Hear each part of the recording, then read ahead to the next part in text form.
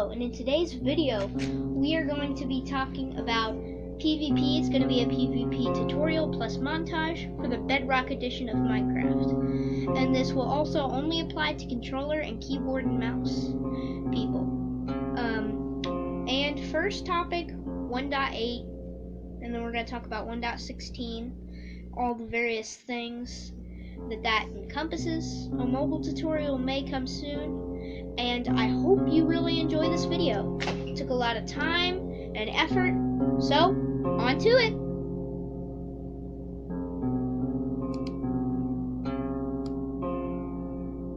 So we're starting off with 1.8, which is my personal favorite because to me it just makes the most sense. And I don't really like shields that much. I don't want to have to put up with all the shield campers and everything. So first, our first topic is, of course, movement. And we're going to specifically be talking about moving forwards and backwards. This is not very common anymore in the world of PvP. For a couple of different reasons. The first reason is it's not very that good to back away, especially if your opponent's keyboard and mouse, because you can hold down control and it'll keep you sprinting. So I can just keep sprinting while I attack, because if you hit something in Bedrock, you'll stop sprinting. But this is basic PvP that you can do. Now first, backing up, that is meaning you're the defender trying to regenerate health. Going in means you're trying to do more damage. But most fights nowadays, you have two attackers and they're KBing each other back, trying to get some strafes around. In fact, that leads us into our next topic, sensitivity and strafing.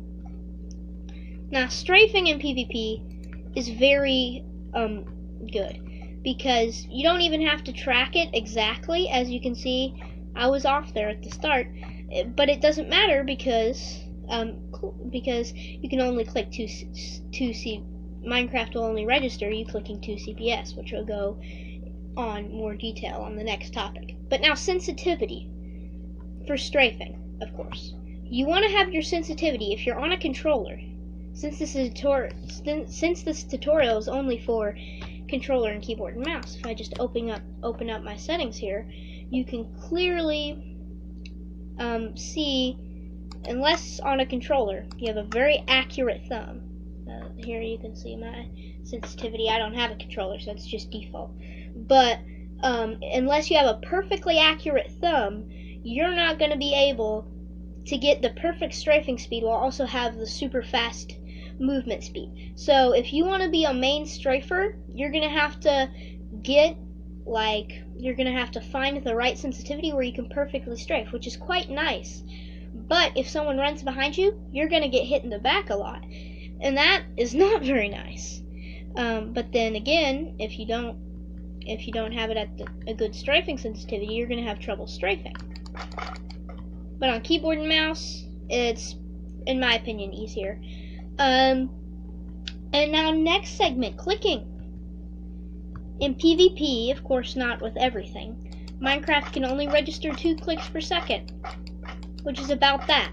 So jitter clicking, the only reason I'm shaking my whole screen, you only want to click about this. That's all you need to click, because if you click any faster, you're going to shake your mouse. But I like to click this, so if a couple of my hits do miss, I'm not clicking this. So this is about the best. It's like 5 clicks per second. It's all you need. I recommend more than 2, of course, because if your hit misses, it's going to be a little slow and all that. And also, it makes me feel better when I'm clicking at 5 CPS rather than just 2.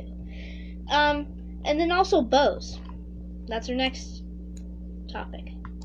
Forgot to get some arrows, so let me go ahead and cut to that. Okay, now I have some arrows. So now a fully charged bow does more damage than a hit from a diamond sword, which is pretty OP. So you want to use bows at least some of the time, but do not use them overly, because then you're a bow spammer, and that's no fun. I mean, if you're fighting like a guy who, unless you have like a bow only round and your friend wants you to, bow each other. But otherwise, like if you're just fighting your buddy and you have a bow and you just start bow spamming, they don't want to be bow spam.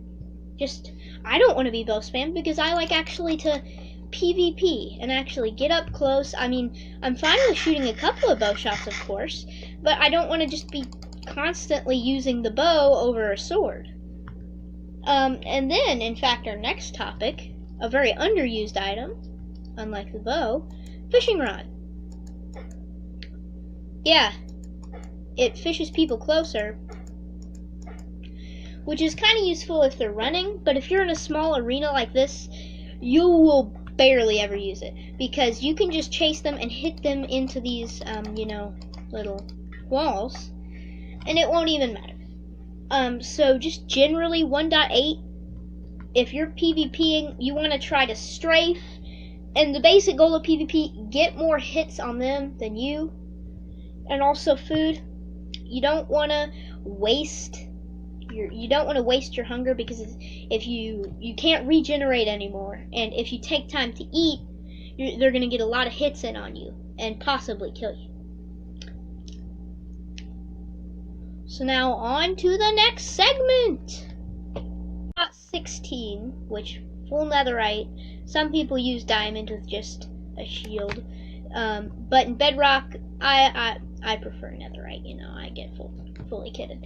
Now the two things that are mainly different are shields, of course, because bedrock is still on the old combat system, and you have shields, which is really, really, really, really, really weird. I can't emphasize how weird that is.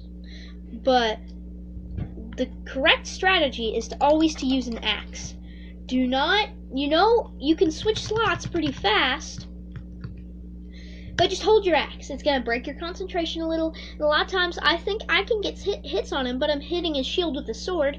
And of course, I'm kind of too lazy to switch back to the axe sometimes. I just keep going in, which is not good. So you should just keep using the axe until their shield's broken. After their shield's broken, of course, you want to use it, because this does one more attack damage, but one less attack damage. It's not going to change your whole thing, so it's not that big of a deal. Now, knockback. In full netherite, you have less knockback than in diamond, of course. In fact, it's 2+ knockback resistance, and it's very powerful, because after their shield's broken, you can strafe them so easily. They won't get knocked back. Here's like the maximum they'll move. They'll go like that. But that's completely fine, because you just eventually strafe around them, and they're basically, if they're on one block, they'll just stay on that one block, and they won't get like if you were only using diamond, you'd get knocked back like that, and you get knocked back decently far, and there'd be some space in between those hits, which you do not want.